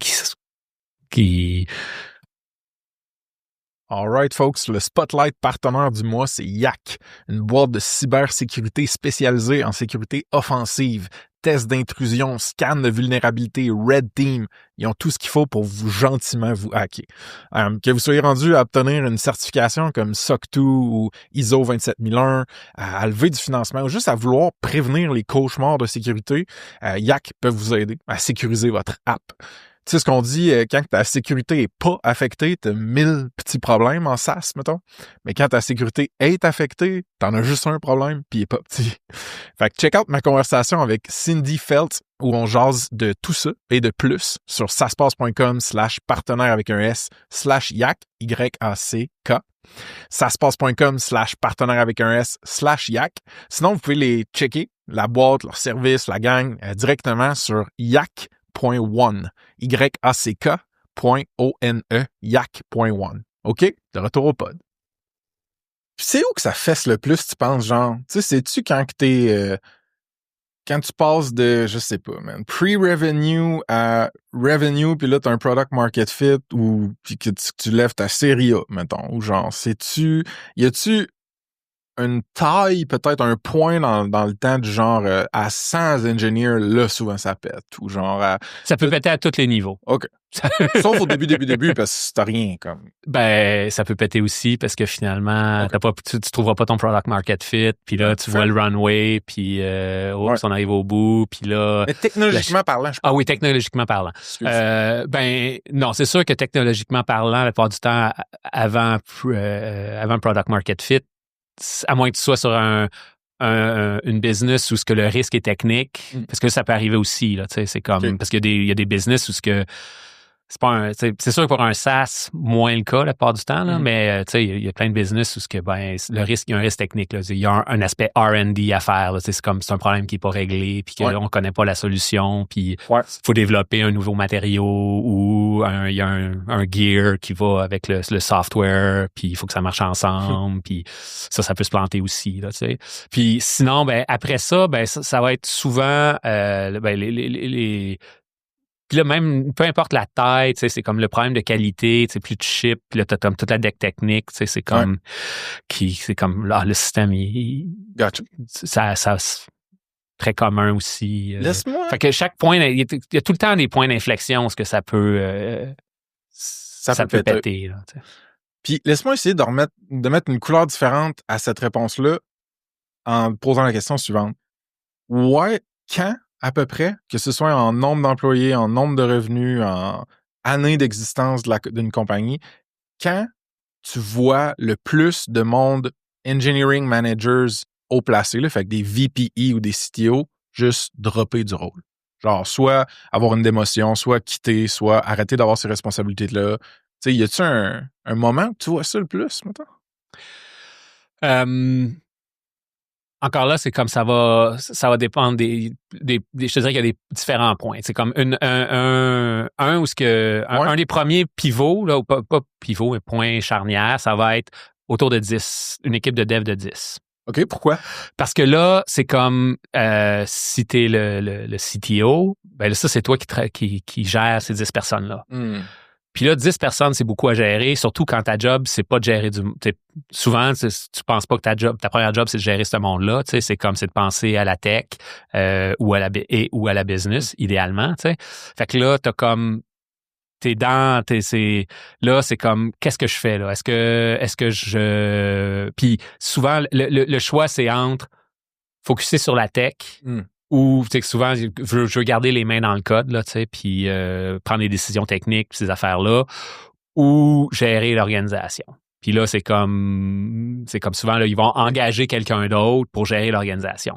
À ce niveau-là, il n'y a pas d'émotion parce qu'ils gardent souvent le titre de CTO, comme j'expliquais tantôt. Tu sais. Puis là, ils engagent un VP of Engineering pour gérer l'organisation. Mais là, la question va se reposer, mettons, à 20. Parce que là, c'est comme, à un moment donné, c'est comme, OK, là, tu es encore technique, mais là, à 20, là, c'est ton VP of Engineering, l'erreur stratégique, souvent, c'est de juste se consacrer sur le technique et oublier que la technique est au service de la business. T'sais. Puis ça va être la première. Ça, c'est souvent là qu'ils vont perdre leur job, tu sais. Parce que c'est comme, OK, c'est comme...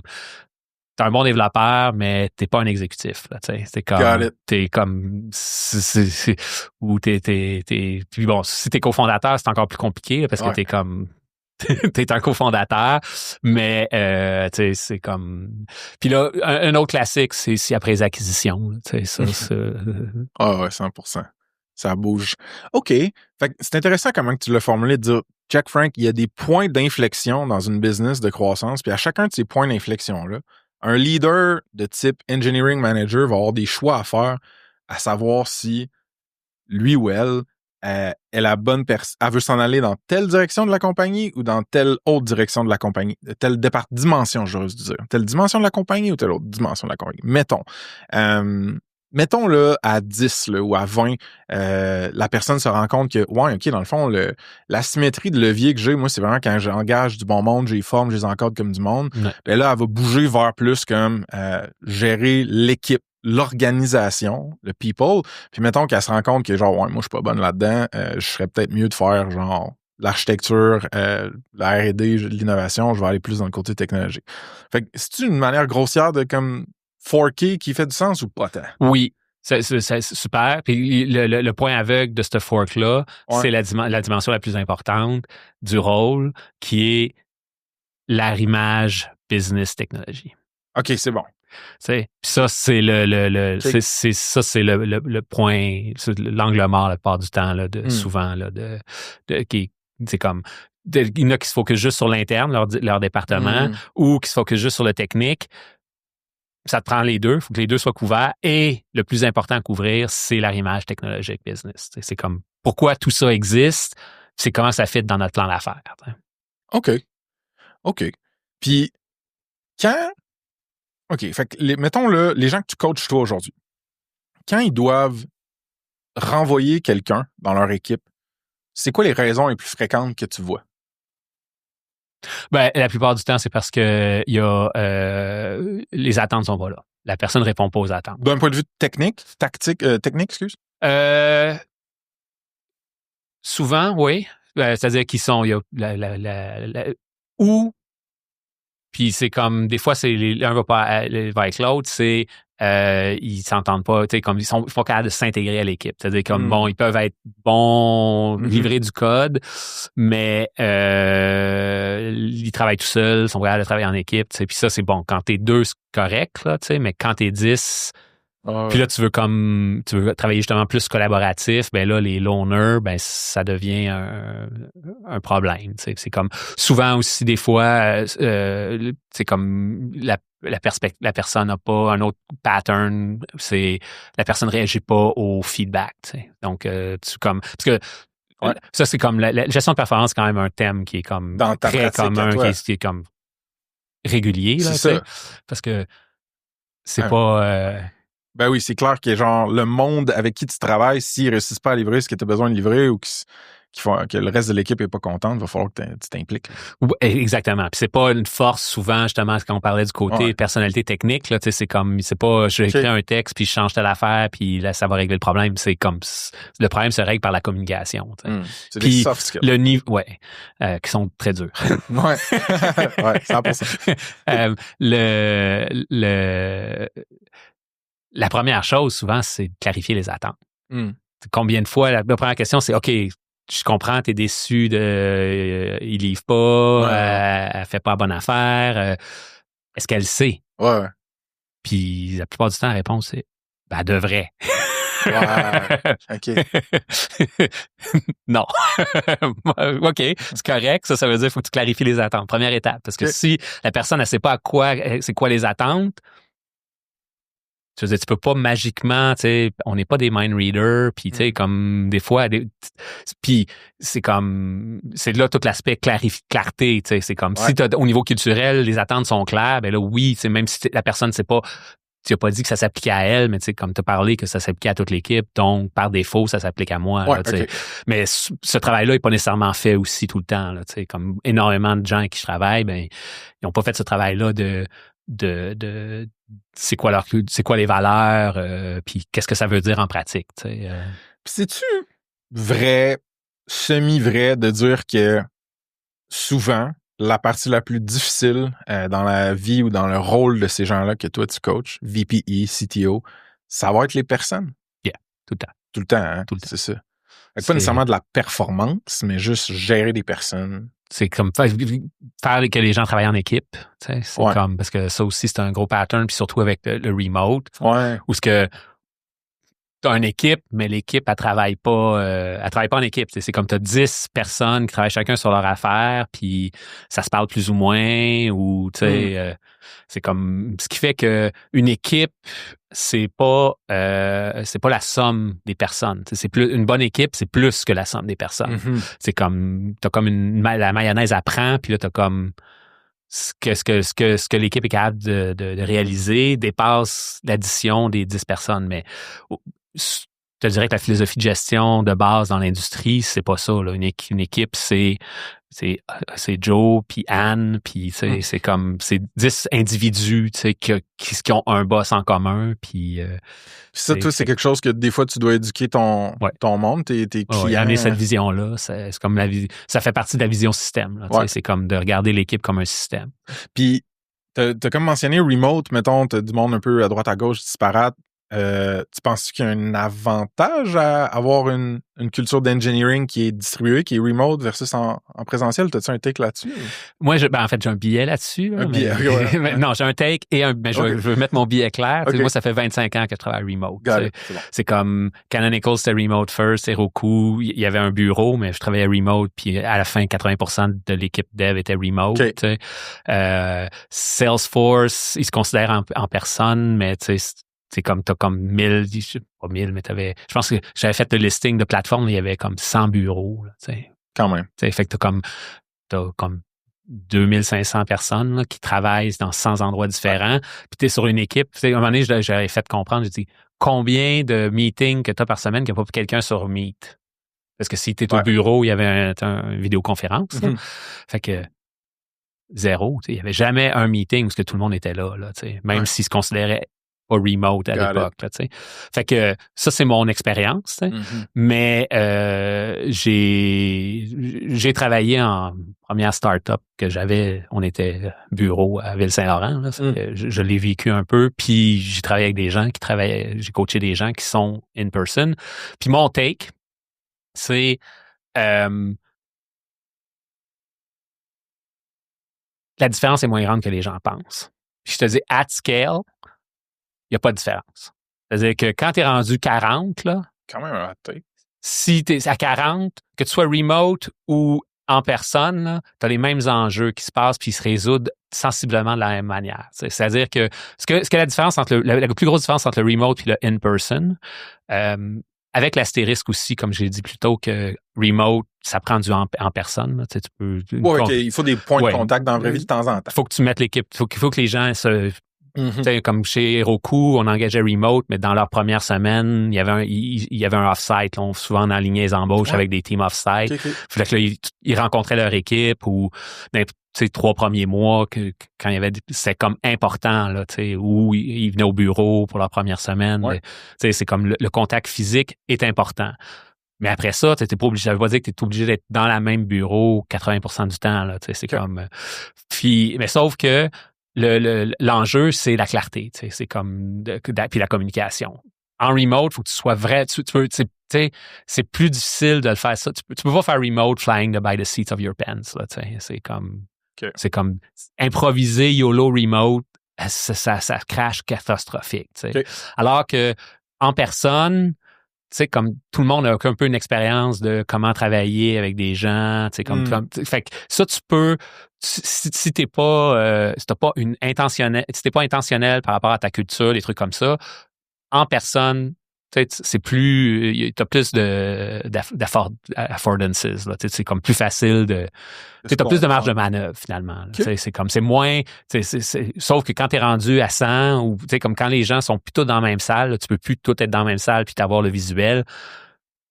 Tu commences à avoir les problèmes de remote, là, c'est comme, ben là, dans tel meeting, j'étais pas au meeting, je le sais pas. C'est comme, ça s'empile. Fait que le remote t'oblige à avoir des bonnes pratiques de communication, de culture, de teamwork dès le départ. Okay. Fait que c'est plus difficile au départ, mais à terme, c'est comme, t'es en avant. C'est mon take. C'est un bon take, man. Je connais quelques personnes qui travaillent dans les compagnies publiques ou qui ont travaillé dans les compagnies licornes, là, qui vaut plus qu'1 milliard, peu importe.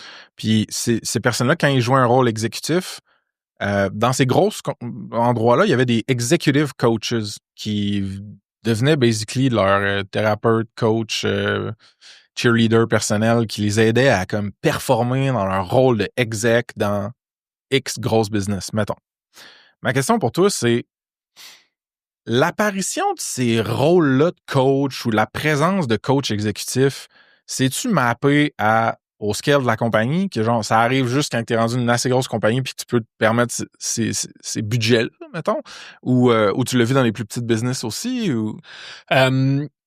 C'est vrai, là. C'est comme c'est plus facile d'avoir un budget pour des coachs dans une grande entreprise que dans les startups. Ce que je te dirais, c'est, puis surtout au niveau plus bas dans la compagnie. C'est comme, mettons, tu étais à la Banque nationale, j'ai un ami qui travaillait là, ben il avait accès à un coach exécutif. C'est un directeur. C'est pas le top, tu sais. Puis chez Salesforce, il y avait ça, c'était comme, c'était quand même. C'est grande entreprise, ils ont des ressources. Tu avais un contrat avec BetterUp, qui est comme un broker de coach, là, si tu veux, c'est une plateforme de coaching. Parce que beaucoup de gens avaient accès à comme un 6 mois de coaching via BetterUp dans les perks puis ces affaires-là. Là, tu sais. Mais je te dirais, dans les petites entreprises, que ce qu'on voit, c'est si ta startup passe dans un accélérateur, tu vas avoir accès à tu vas avoir des coachs.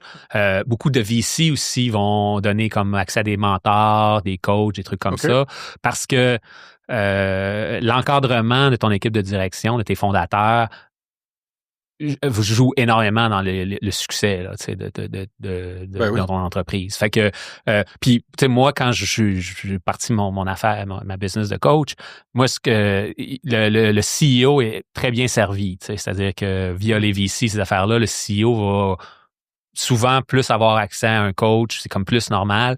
Le cofondateur technique, le CTO, moins. C'est vrai. C'est très vrai. Là, j'étais comme moi, c'est mon... Ton ICP. C'était ça. Puis aussi, c'était comme... Au niveau de l'expérience, c'est les gens que j'ai coachés chez Heroku, éventuellement sont devenus directeurs. Puis après, il y en a beaucoup qui sont partis après dans des startups comme VP. Parce que, OK, on a besoin de quelqu'un qui va grossir l'équipe, des trucs comme ça. Puis j'ai continué à coacher dans ce... Fait que tu sais, c'était comme j'avais... Je suis capable de coacher ce monde-là. J'aime ça, c'est mon affaire. Fait que c'est pour ça que je me suis enligné. Puis aussi, au niveau, tu sais, c'est comme quand on parlait de personnalité, tu sais, personnalité technique, c'est un peu plus rationnel, comme essayer de régler, puis de découvrir un peu, OK, ben le monde messy de l'humanité, là, tu sais. Ben moi, je l'ai fait personnellement, ce parcours-là, là, tu sais. Fait que j'ai comme de l'empathie pour, OK, puis je deal avec du vrai monde. Apprendre à dealer avec le monde, puis à devenir plus humain d'une certaine manière. C'est tellement un bon insight ce que tu as dit, Dude, à propos de les CEO ou PDG, whatever, souvent sont super bien servis. Puis, tu sais, je pense juste à la communauté privée, ça se passe. C'est ce monde-là que je vais chercher en premier. Mais souvent, je dis, amenez vos co-founders, puis tout. Puis, des fois, tu vois que les co-founders plus techniques ou CTO, ben c'est ça, sont moins habitués dans des groupes de même ou dans des dynamiques de même. Puis je trouve ça vraiment sick que toi, tu dises, non, moi, c'est ce monde-là que je veux, genre, coacher, groomer, aider à avoir du succès. Fait que je suis juste vraiment stoked de voir qu'il y a une offre tailored, tu sais. Puis j'imagine qu'il y en a d'autres. Oui, on en a d'autres. J'ai plein de collègues c'est ça. que j'ai trouvés à travers le monde. Nice. Mais là, mettons là qu'on prend pas des VPE dans une compagnie déjà publique ou série C, D, peu importe, puis qu'on prend genre du monde qui sont dans une startup ou une scale-up qui commence à pogner de l'attraction pas mal.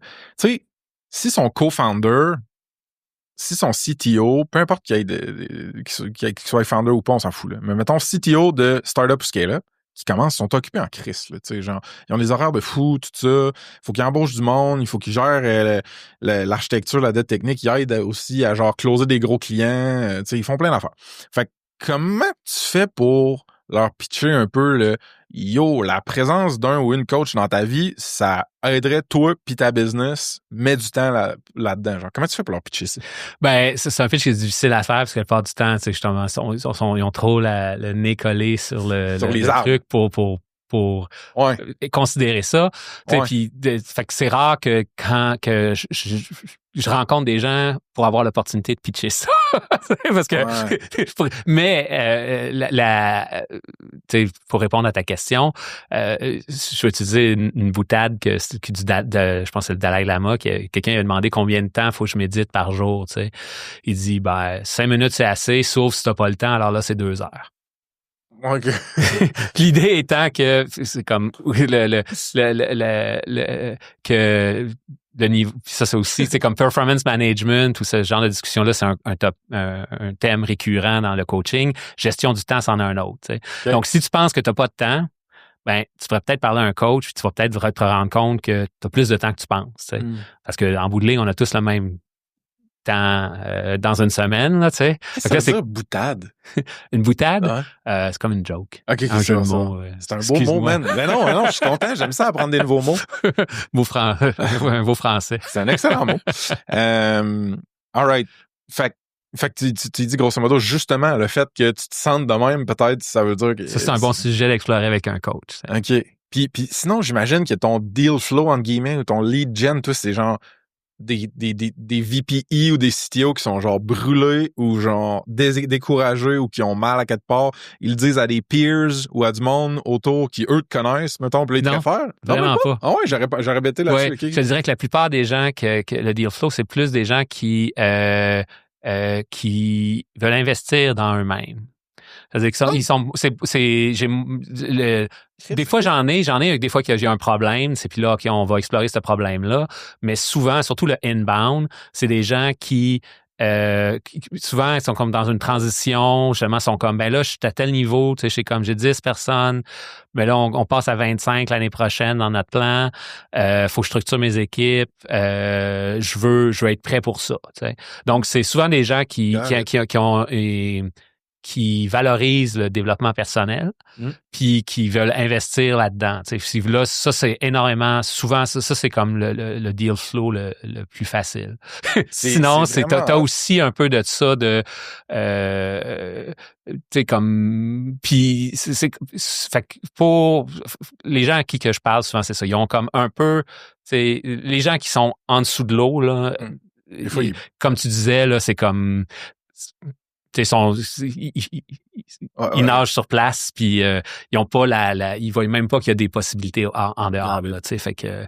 Intéressant, man. Des fois, j'en ai que c'est comme une référence du CEO, hey, mon VP of Engineering a peut-être besoin, mais souvent, c'est un peu, tu sais, c'est comme ça prend combien de psychologues pour changer une ampoule? Je sais pas. Mais il faut que l'ampoule elle veut le changer, tu sais. Oh, namasté. C'est la même chose avec le coaching. Tu sais. Moi, je dis coaching de performance. Tu sais, comme j'ai un employé, il a besoin de coaching. Tout le temps, c'est quelque chose que j'approche avec parcimonie. Tu sais, c'est comme, OK, oui, toi, tu as tes objectifs. Je vais y parler, puis je vais voir qu'est-ce qu'elle en pense. Tu sais. Puis, parce que si c'est quelque chose qu'elle a l'impression de se faire imposer, ça donne rarement des bons résultats. Là, intéressant. Ben, ça m'a remis pendule à l'heure par rapport à ton inbound ou ton deal flow, là, comme tu dis. Toi, est-ce que tu en as eu des bonnes expériences avec des coachs? Oui, en fait, avant que ma première expérience de coaching, finalement, c'est comme c'était mes profs de méditation. Là, c'est comme j'ai fait découvert la méditation il y a très longtemps. Là, puis j'ai comme fait ça en DIY solo avec Internet, puis pendant presque 10 ans. Tu sais, puis à un moment donné, j'ai rencontré en ligne des gens qui parlaient de ça d'une manière qui me parlait. Puis j'ai commencé à travailler avec eux one-on-one. Puis ça a été un game changer là, personnellement pour moi. Là, parce que puis il y avait une approche, tu sais, c'était comme prof de méditation, mais c'était pas dans le one-on-one, il y avait une approche beaucoup plus de coaching. Là. C'est comme qu'est-ce qui se passe présent. Tu sais, parce que dans la distinction mentorat coaching, là, c'est comme une des affaires en coaching, c'est que le coaching se passe dans le moment présent. Là. C'est comme si on parle de choses dans le passé ou de trucs, c'est comme comment ça se manifeste présentement. Donc, ça, c'est comme c'est aussi ça vient de mon approche de méditation, là, mais fait on travaillait comme ça, là, tu sais. Fait que là, puis ce qui se passe dans le moment, des fois, c'est mes questions que j'ai à la job ou des trucs comme ça, ou tu sais. Fait que là, il y avait un espace de réflexion qui s'ouvrait, puis qui m'a puis aussi, au niveau de la méditation, c'était cool d'avoir quelqu'un qui comme, OK, t'es pas fou. Non, oui, c'est ça. C'est correct, tu sais, de valider là, l'aspect validation de l'expérience, puis de ce que tu vivais, de ce que je vivais en méditant, puis dans ma vie, tu sais, mes réactions, cette affaire-là, qui fait du bien, là, tu sais, comme qui ground, en fait. C'est ça que ça a amené. Puis le coaching. Leur coaching, tu sais, comme puis ça s'est passé, j'ai comme travaillé avec eux, j'ai commencé à travailler un peu avant ce changement-là, là, quand il y a eu chez Heroku, là, puis mon poste a changé, puis là, j'ai comme commencé à faire du coaching. Fait que ça, c'est au niveau coaching, l'expérience qui est plus proche du coaching initial. Sinon, avant ça, j'avais eu d'excellents mentors, là, tu sais, comme quand j'ai fait le chemin chez Canonical, tu sais, je suis devenu engineering manager parce que j'étais en vacances, j'avais un message sur mon répondeur, mon boss veut que je le rappelle, ouais, on va restructurer l'équipe, il était 2 là, à gérer 36 personnes, puis là c'était comme on va créer des équipes, puis on pense que tu feras un bon team lead. T'es-tu intéressé? Ouais. J'avais aucune idée de quoi je m'embarquais, là, tu sais, puis c'est un choc, là, de transition développeur à team lead, engineering manager, c'est un gros step, là, parce qu'en fait, c'est pas une promotion, c'est un changement de carrière, là, tu sais. Mais ça, c'est personne qui te le présente comme ça, là. Mais eux autres, c'est comme ils m'ont mentoré, il y avait un autre gars sur l'équipe qui, lui, avait déjà fait ça, qui m'a orienté. Fait que le mentoring, ça, j'en ai bénéficié, c'est ça que j'ai bénéficié le plus tôt dans ma carrière, mais l'approche plus coaching, ça c'était comme plus avec mes profs de méditation. Puis après ça, dans mes formations de coaching, il y a énormément de coaching qui se fait. Puis ça c'est. Est-ce que tu médites encore? Oui, tous les jours. En ce moment, je médite. D'une certaine manière, c'est comme que ton foreshadowing, là, tu sais, c'est comme on est dans ça se passe ici. Là. Ça se passe ici. Si je starte des cours de méditation ou une école de méditation, je vais appeler ça « Ça se passe ici maintenant ». C'est un bon nom. C'est un brand. Là. J'ai une classique question que j'aime poser à tout le monde, c'est qu'est-ce qui est le plus dur à propos de travailler avec toi? Oui. C'est comme... Je pense, OK, au niveau, mettons, je pense à ma carrière de manager, là, c'est comme qu'est-ce qui était le plus dur avec moi, puis après ça, je vais répondre aussi comme coach. Je pense que c'est lié.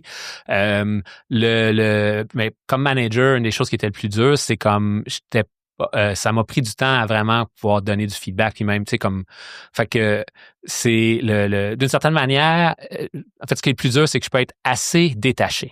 C'est ça que je te dirais. Si je voulais, là, comme le labeler, là, tu sais, c'est comme je m'énerve pas facilement, tu sais.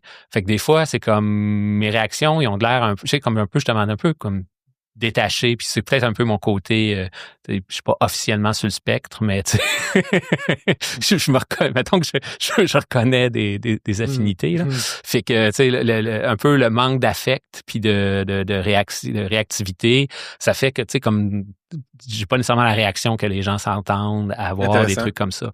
Puis dans le coach, tu sais, c'est comme, je suis tu sais, je fais de la validation, des trucs comme ça, mais je suis pas nécessairement un cheerleader ou c'est comme, puis si quelqu'un qui travaille avec moi puis qui veut comme des réponses puis une orientation, je vais te revirer c'est quoi, où c'est que tu t'en vas, toi? C'est quoi qui est important? Puis c'est comme ce qui fait en sorte que l'incertitude, comme, je suis pas rassurant. C'est ça, d'une certaine manière. Je comprends, c'est intéressant. Je suis capable de rassurer un peu, là, mais c'est pas le rassurant, ça va être correct, etc. Ça, c'est pas ma force. Là, c'est correct parce que ce que tu veux, c'est faire réaliser à la personne que la force est là en dedans d'elle, puis elle est capable de prendre des décisions, puis de prendre des risques, puis de grandir elle-même. C'est tough, pas juste flatter le dos du monde. Oui, c'est tough. Mais moi, je flatte le dos du monde ben trop parce que moi, j'aime ça me faire flatter le dos pour me dire que ça va être correct, tout est beau, t'es bon, tout va bien aller. Mais quand j'ai pogné mon psy actuel, j'ai pogné un esti de 2 minutes, là, j'ai fait genre, lui, il s'impressionne pas de mes histoires. Quand je raconte de quoi de vraiment cool ou de vraiment hot, il saute pas dans les airs, puis tu sais, il me gaze pas, tu comprends? Ouais. Puis ça a été tough, ça. Mais c'est intéressant de voir ça. All right. Mettons que quelqu'un n'est pas rendu à se payer un coach comme toi ou similaire à ce que toi tu fais, mais qu'il y a ce désir-là de s'améliorer en tant qu'engineering manager en startup, en scale-up. Y a-tu quelque chose que tu recommandes? Des livres, des audiobooks, ça m'a fait ça, mais des podcasts, des whatever, man? Ben, tout ça, c'est bon. Ouais. Puis, je peux faire des plugs de 2 livres, là. Un, The Advantage de Patrick Lencioni, là, qui est comme, ça, c'est un bon livre pour comprendre l'aspect un peu plus, c'est quoi être une équipe de direction, tu sais, comme, c'est souvent comme une équipe de direction, de leadership, c'est comment ça fonctionne une équipe, bon concept, des trucs comme ça.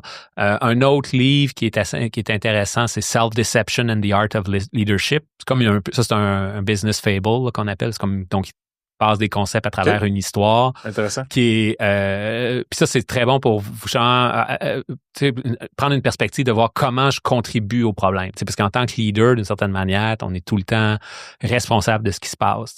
Comme, ouais, ben oui. Puis aussi quand on parlait de system thinking plus tôt, un autre principe du system thinking, c'est que every system is perfectly designed to produce the output you're getting. T'sais. Fait que ce que tu as, le résultat que tu as présentement, là, ça, c'est le résultat du système dans lequel tu es, là, qui fonctionne parfaitement. C'est pour ça. Pour ça. C'est bon. Fait que si tu n'aimes pas le résultat, peut-être faut que tu changes des affaires dans ton système. Bon, ça. Fait que ça, c'est tout bon, mais lire des livres, écouter des podcasts, j'encourage ça, mais ce qui fait la différence, c'est de le mettre en pratique. Puis, ce qui fait la plus grosse différence, puis qui est le plus proche à un moment donné, comme du coaching ou de ce que tu peux avoir, c'est de de te donner un espace de réflexion pour prendre du recul, tu sais. Puis, donc, puis de cet espace-là, c'est, mettons, tu lis un livre, Patrick Lencioni ou whatever, là, tu sais, c'est comme Atomic Habits ou, tu sais, n'importe quel business bestseller qui te donne une méthode pour quelque chose, là, ben, OK, commence à appliquer la méthode, puis là, donne-toi des checkpoints. C'est comme, aujourd'hui, c'est ça que j'essaie d'appliquer dans cette méthode-là. Puis à la fin de la journée, OK, comment ça a fonctionné? Puis rétroaction, c'est comme, ou juste prendre une autre affaire de 10 minutes de journaling par jour. Puis maintenant, avec les AI, en fait, tu peux aussi utiliser un ChatGPT comme coach là ou Claude, puis tu as des prompts en ligne si on cherche coaching prompt machin, 100%. Puis ça c'est comme puis la magie elle vient du temps que tu prends pour faire ça, fait que c'est comme puis là oui c'est trop C'est comme, j'ai pas de temps. Ben, OK, ben c'est peut-être ça ta première explication. Comment ça se fait que je trouve que j'ai pas de temps? Puis aide-moi à trouver qu'est-ce que je pourrais faire pour avoir pas cette impression-là, puis d'être plus... Fait que ça, c'est une exploration. Fait que c'était de puis ça, justement, avec les outils d'intelligence artificielle, c'est assez intéressant ce qui peut se développer de ça. Puis bon, la prochaine étape après ça, ben là, c'est tout l'aspect comme humain, co-régulation que tu as dans une relation humaine là, avec un coach. Là, mais ça, c'est ça. Ça prend un humain. Là, 100%. On s'en va vers notre closing, man. J'aimerais ça te rapid fire, mitraille de 5 dernières questions. Je veux que tu me répondes le plus quick possible sur ces 5 dernières-là. Ça te va? Ça me va. All right, man.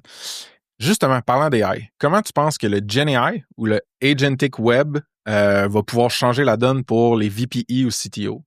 Tu veux que je rapid fire cette question-là? Rapid fire cette question-là. Yes, sir. Ben, en fait, la vraie réponse, c'est on ne sait pas. On ne sait pas encore. On ne sait pas encore. Mais ça change beaucoup de choses, tu sais, au niveau de comment qu'on travaille.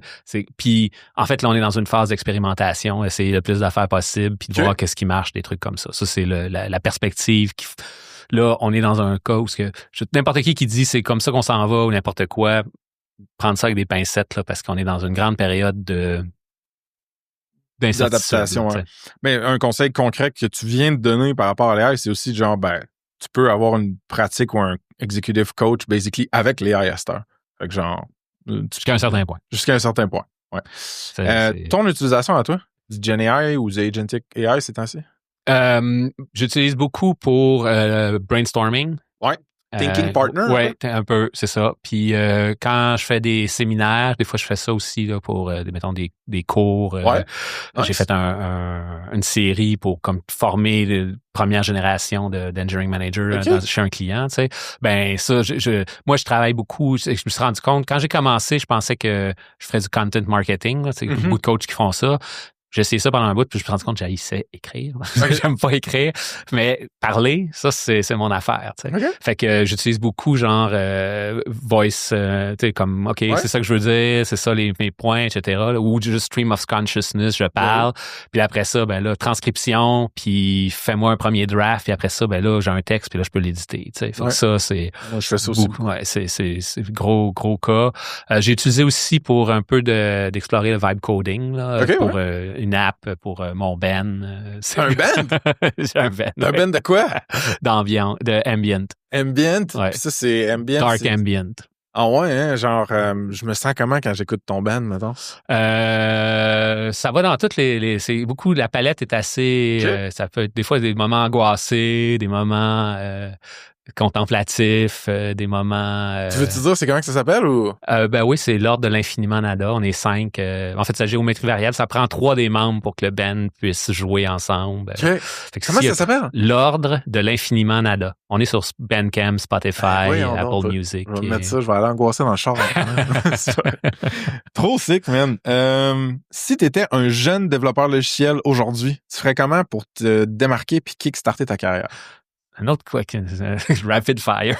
Ben vas-y, moyenne fire là, c'est pas grave. Man. T'as des questions crunchy, toi, pour le rapid fire. Moyenne fire, man, vas-y. C'est une vraie question, ça. C'est très, c'est un enjeu. Embrasser les outils de AI, ça, c'est sûr. Ça, c'est comme, donc, ça, c'est comme utiliser ça. Puis l'autre, s'investir dans les communautés logicielles, ces affaires-là, c'est tout le temps, ou des projets, c'est comme bonne manière d'avoir de l'expérience, des trucs comme ça. Essayer de faire, surtout avec les AI, comme partir un mini-business, c'est comme parce que tout l'aspect business, c'est quelque chose qui est super important pour les devs, surtout si tu fais du product dev, là, tu sais. C'est vrai. Puis un autre conseil, visiter les classiques. Tu sais, comme c'est comme le champ, le problème, un des problèmes en informatique, c'est qu'on n'a pas de perspective historique. Tu sais, on pense que tout ce qui a été fait avant 5 ans, ça n'a plus rapport, puis donc, relire The Book of Four, là, Design Patterns, Ken Beck, Extreme Programming, c'est comme Software Architecture, c'est comme parce que ça, ce qu'on se rend compte présentement, c'est que l'AI dans les outils, dans les mains de développeurs avancés, ça fait des merveilles. La question, c'est comme comment tu peux avoir cette expérience pratique-là.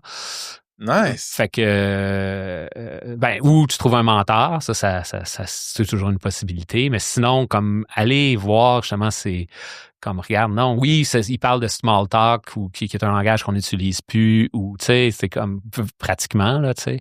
Mais c'est pas grave, les concepts qui sont là s'appliquent encore, là, tu sais. C'est comme toute cette, tu sais, c'est comme le client-serveur, là, tu sais, c'est comme, à un moment donné dans les années 90, là, c'est parce que je donne mon âge, là, mais c'est comme, le client-serveur. Là, mais c'est comme t'avais les anciens qui étaient comme, mais ça, c'est juste, c'est un cycle. On avait les terminaux avec le serveur central avant, puis après ça, on a eu le desktop, le fat client. Il y a comme plein de cycles dans l'industrie où ce que les gens comme réinventent des patterns qui existent depuis des années. Tu sais, c'est comme même c'est drôle, le test-driven development, le TDD, là, c'est comme d'écrire les tests, cette affaire-là.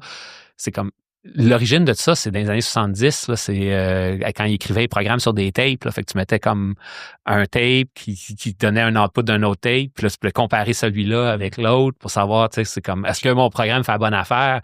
Ça, c'est le TDD vient de là. Tu sais, c'est comme, il y a une histoire dans le champ, puis c'est comme, si tu apprends cette histoire-là, ben ça te fait que tu es un meilleur développeur. Puis tu es aussi capable de voir la bullshit que ChatGPT te donne. Là, ouais, puis tu vas avoir des fondations qui sont plus core ou plus profondes, puis mieux ancrées. C'est quoi, mettons, on aurait à résumer 1 ou 2 livres, genre, de fondations que tu voudrais recommander? T'as dit... Design Patterns. Design Patterns. Ouais, ça, c'est comme justement les... Parce que ça, c'est l'affaire que l'IA est poche, là, tu sais, c'est comme l'idée tu sais, comme je pense c'est Ken Beck qui disait AI has no taste, tu sais, c'est comme, ça n'a pas de goût, là, tu sais, c'est comme... Fait que pour évaluer, c'est comme donc former ton goût de c'est quoi une architecture, parce que c'est sûr que au début, tu sais, comme product market fit, on s'en fout des design partners, tu sais, c'est comme c'est pas de temps avec ça, là, c'est comme ton risque il est pas technique, ton risque il est business, tu sais, fait qu'il faut que tu valides ton risque business puis tu y vas, mais une fois que tu scales ces affaires-là, là ça devient important, là, tu sais, c'est comme là faut que le code qui est écrit scale, puis que l'architecture, puis toutes ces affaires-là, ben c'est comme, faut que tu sois capable de les reconnaître ou d'orienter l'IA pour qu'ils les utilisent, puis des trucs comme ça. Là.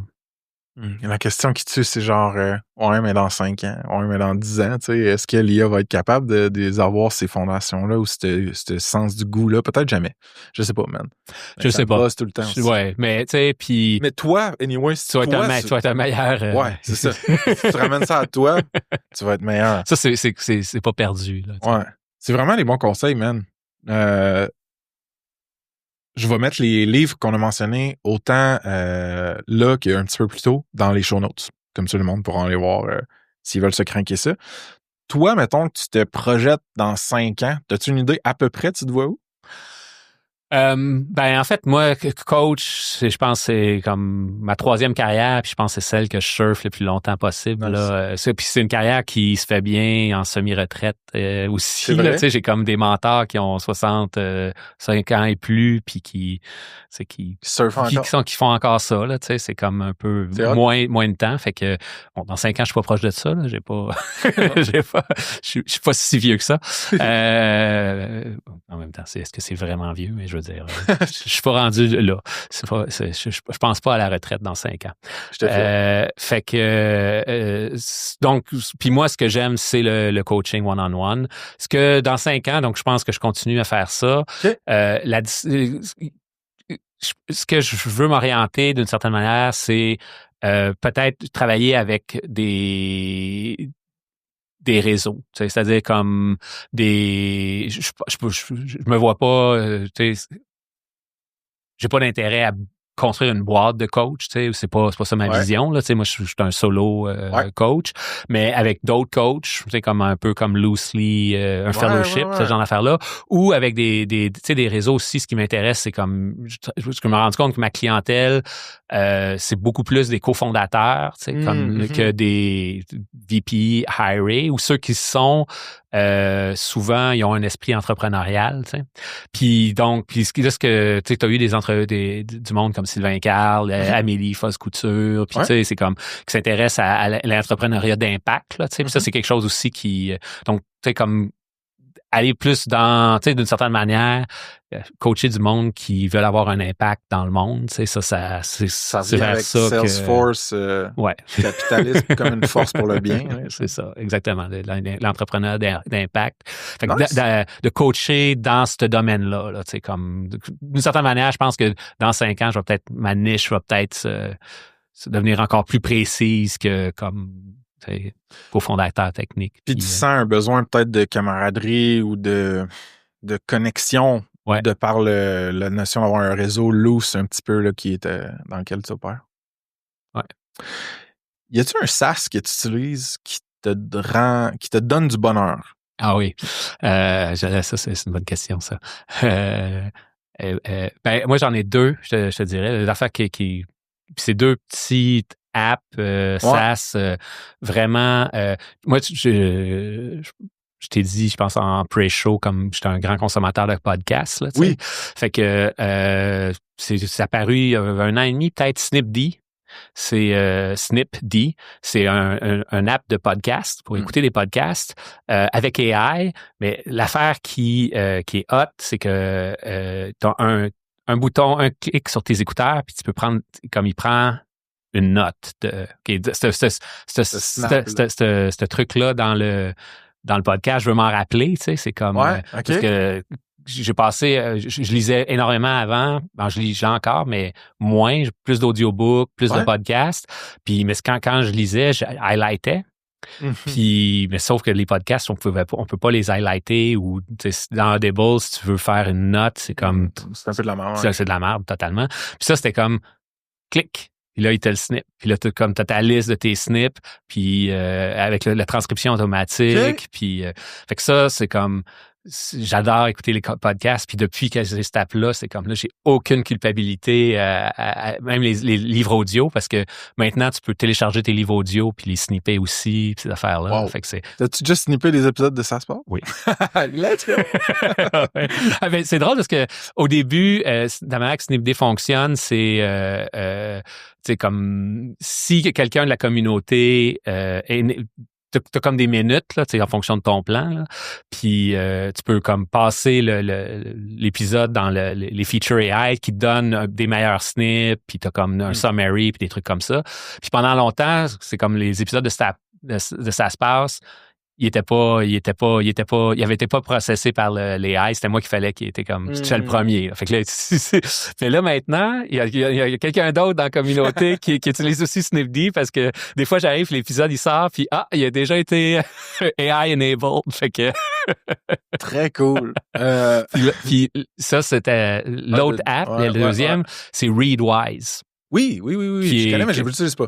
Qui est justement ça qui a permis de unlocker toutes les highlights que j'ai faites dans ma librairie Kindle depuis 10 ans. Là. Très cool. Fait que, maintenant, ils sont aussi un reader qui est super, là, tu sais, mais la fonction première de ça, puis c'est ce qui me donne le plus de bonheur, là, c'est ça prend toutes tes highlights, puis maintenant tes highlights de podcast aussi, puis tu peux les voir, travailler, les étiqueter, mais l'affaire qui est cool, c'est que à chaque jour, il t'envoie 15. Bon, tu peux configurer, là, mais le maximum, c'est 15 des notes que tu as prises. Puis c'est comme... Souvent, il va comme t'émettre des thèmes, des trucs comme ça. Fait que là, je relis. Oui, j'ai lu ce livre-là il y a 10 ans, puis ça disait ça. Puis oui, ça, cette quote-là, non. Mais celle-là, tabarouette, c'est encore relevant. Je l'aurais encore souligné, tu sais. Puis, c'est vraiment... ça fait comme une révision. Oui, parce qu'on le fait pas, sinon. Non, c'est ça. Là, c'est toutes des choses qui ont une valeur peut-être dans le contexte actuel de ce qu'on fait. Fait oui, souvent, serendipity, là, tu sais, c'est comme serendipity, je pense en français, je sais pas comment ça se dit. Mais... Je sais pas. C'est comme synchronicité. Ouais, c'est ça. Je sais pas. Ouais. Fait que ça, c'est... Puis ça, c'est comme, à chaque jour, là, genre, je prends une pause café, comme 2 minutes, 3 minutes, je lis mes 15. Francis, pour finir, est-ce que tu as des shameless plugs? N'importe quoi que tu veux plugger, promouvoir, le floor est à toi.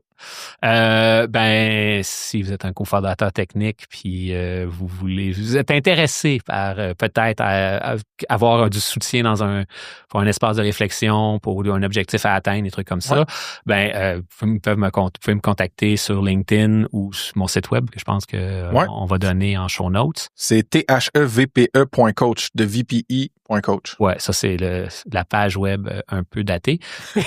LinkedIn, ça fonctionne super bien aussi. Puis je commence tout le temps par première chose qu'on se rencontre. Puis le coaching, souvent je dis c'est un peu comme du chocolat. Là, je peux essayer de t'expliquer.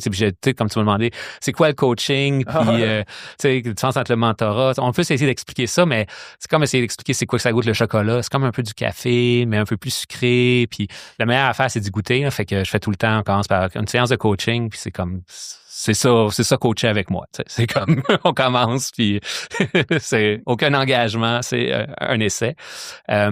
Sinon, l'autre chose, ça c'est lié un peu plus justement à entrepreneuriat d'impact.